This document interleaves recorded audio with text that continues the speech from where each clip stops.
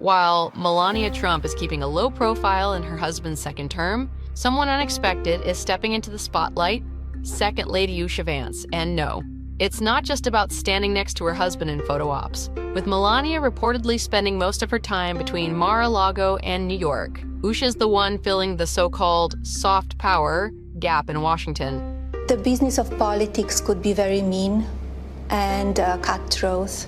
Now, let's be real, Melania has never exactly embraced the traditional First Lady role. As media professor Lisa M. Burns put it, she's always picked and chosen her moments. So with Melania mostly MIA, it's Usha who's been showing up and stepping up.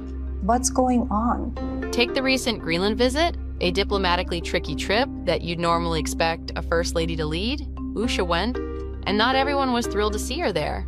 Locals weren't exactly rolling out the red carpet, and the whole thing turned into an early test of whether she could hold her own on the global stage. According to Dr. Burns, it's the first time we're seeing Usha potentially take on a more active role in the administration. But her biggest headline moment so far? A summer reading initiative aimed at getting kids off their phones and back into books. The goal of the Summer Reading Challenge is just to have children from all over the country read this summer. And if they do that and they tell me about it, then we'll send them a little prize and enter them into a drawing to come visit the White House, and hopefully they'll have some fun doing it and pick up more books after that. Not bad, right? Usha's heart is clearly in the right place, but her debut in the spotlight wasn't exactly smooth sailing. In a Fox News interview, she looked pretty nervous, stumbling through even the gentlest of questions. At one point, she offered this gem. And every minute that you spend doing something like that is a minute that you're not spending, I don't know, scrolling through Instagram or Googling things that you probably shouldn't be Googling. Honest, yes. Polished, not quite. But hey, at least she's showing up and the message still landed. And she's not the first political spouse to take on literacy. But here's the twist. The ones who did it before her were usually first ladies. Michelle Obama read Green Eggs and Ham to a sea of children. Laura Bush launched Ready to Read, Ready to Learn, and Barbara Bush started a whole family literacy foundation. Usha, she's stepping into that legacy, but as Second Lady. That's what makes this moment stand out. She's not just following in their footsteps, she's doing what many expected Melania Trump to do. You never know what can happen in life, right? We don't know the future. We don't know what will happen next year. So, here we are. Until now, Usha has mostly been seen alongside J.D. Vance, giving a speech at the RNC, attending inaugural events, and leading the U.S. delegation to the Special Olympics in Turin. Behind the scenes, though, she's been more than just supportive. She helped Vance get through Yale Law, edited his speeches, and even prepped him for debates. Behind the scenes, she's been more than just supportive. She was his spirit guide through Yale Law and later became a key force in his political rise. In J.D. Vance's own words, Usha is his secret weapon. A sharp legal mind with degrees from Yale and Cambridge, and 2 Supreme Court clerkships under her belt. If you're going to spend any time doing anything, it really should be something that you learn from. Experts like Diana Carlin point out that this kind of flexibility is exactly what makes the Second Lady role so interesting. There are no real rules, it's whatever she makes of it. And while Melania was more focused on home turf, Usha seems to be testing the waters beyond it. As for Melania, her few appearances this year include reading at the Easter egg roll and showing up to a couple of White House events, and that's about it. Since January, she spent less than 2 weeks at the White House, which, according to historian Catherine Jellison, hasn't happened since the 1940s. The White House is the White House. It's just a spectacular place. And despite her confident, "I will be in the White House" comment earlier this year, insiders are saying otherwise. Michael Wolff described the Trumps as separated in everything but name. And Joanna Coles from the Daily Beast didn't hold back either, saying, flat out, Melania is missing. Let's be honest, Melania never really seemed all that into the whole First Lady thing. And let's not forget the countless times she gave Trump the cold shoulder in public. At some point, it stopped looking accidental and started feeling like a pattern. During Donald Trump's acceptance speech at the Republican National Convention, where he officially snagged the Republican nomination for the 2024 presidential race, Melania Trump was caught on camera doing what she does best, sidestepping a kiss from her husband. Yep, She just casually dodged it like she was avoiding a bad case of morning breath. Well, it's these little moments that keep us all on the edge of our seats, wondering what's really going on behind those closed doors. Whether you love me or hate me, you gotta vote for me. But wait, there's more. This isn't the first time Melania's body language has stolen the show. Remember that World Series game?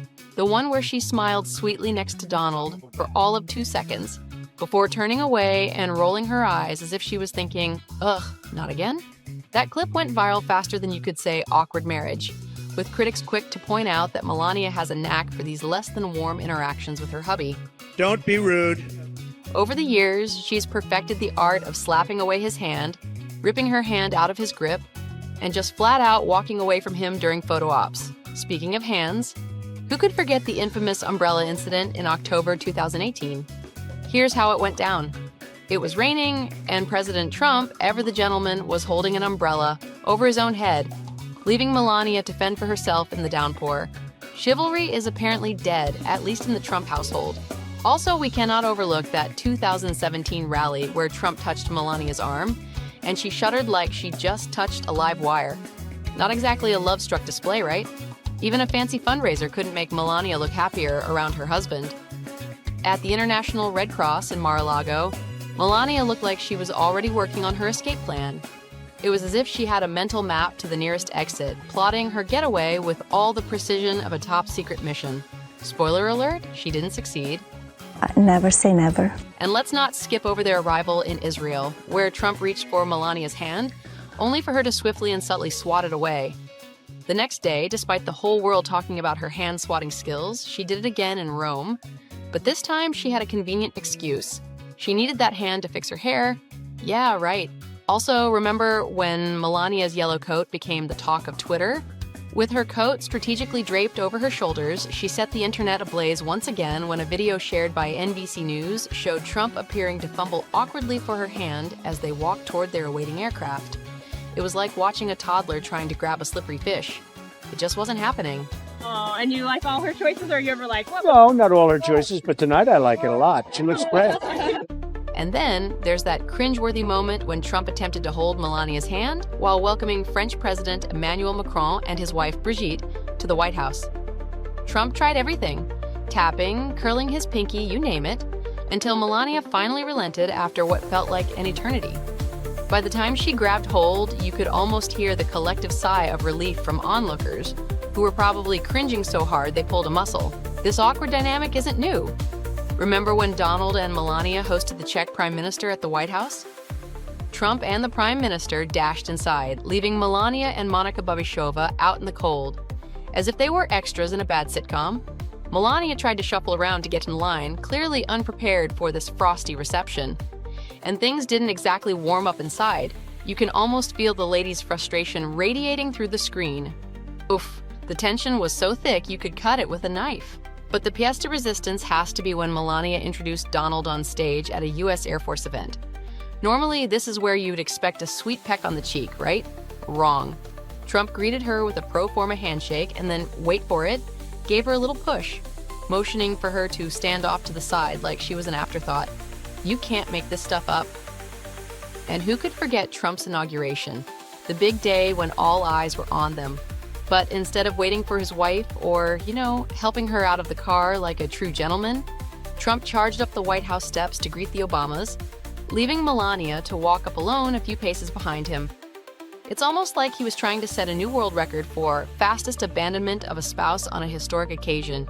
Standing awkwardly beside his wife, Trump was no match for Obama's charm as he gracefully kissed Michelle's hand, perhaps leaving Melania to wonder what could have been. Adding to the awkwardness was the inauguration kiss, or rather, its absence. Trump leaned in, presumably aiming for a tender moment, but footage shows the connection was less than smooth. With Michelle and Barack Obama watching, it looked like a romantic comedy scene gone hilariously awry. Then there was that viral gif from the inauguration that everyone was talking about. On the Capitol steps, Trump looked back at his wife, and she responded with a smile that lasted for about 2 seconds. The moment he turned away, her smile turned into a grimace that looked like she had just bitten into a lemon. Even at the inaugural ball, Melania couldn't hide her emotions. Maybe it was just a bad angle, but that didn't stop the internet from buzzing about her seemingly sour expression on the dance floor. Probably the happiest we've ever seen Melania Trump was when she left the White House. Maybe it was the sweet relief of finally being free from the constant duty of being by her husband's side. In a show-stopping outfit, she made her exit with a clear sense of joy and unfiltered happiness. While Trump faced the media alone, Melania practically danced away, her delight at leaving the White House barely concealed. If there was ever a moment that shouted, "I'm so ready for a fresh start," this was it. And let's not forget that infamous like on Twitter. We're gonna build a wall. It was the like heard around the world when Melania's personal account hit the heart button on a tweet that read, "Seems the only wall Donald Trump's built is the one between him and Melania Trump. Ouch." Her communications director later claimed that Melania wasn't aware of the like and that they had since changed the passwords. But of course, by then it was too late. The internet had already had its fun. Then there was the White House Easter egg roll. You'd think it'd be a simple task to put your hand over your heart during the national anthem, but it took a sharp elbow from Melania to remind Trump to follow suit. What a girl boss moment for Melania. And lastly, do you remember his remark at a Republican fundraiser? The one when Trump took the stage and, in his usual unscripted style, joked that First Lady Melania wouldn't be overcome with grief if he ended up in a tragic situation. He compared it to Representative Steve Scalise's shooting, saying, "Scalise's spouse cried her eyes out when I met her at the hospital that day. I mean, not many wives would react that way to tragedy. I know mine wouldn't." It's almost creepy how it turned out to be a strange bit of foreshadowing, as in 2024, Trump ended up getting shot in the ear himself. Talk about life imitating art. Well, the art of humor, that is. Well, I bet Melania was upset about this, or so her public statement said. With a track record like this, it's no wonder people are glued to their screens every time the Trumps step out in public. But what do you think? Is Melania really unhappy with Donald, or is she just not a fan of PDA? Share your thoughts in the comments.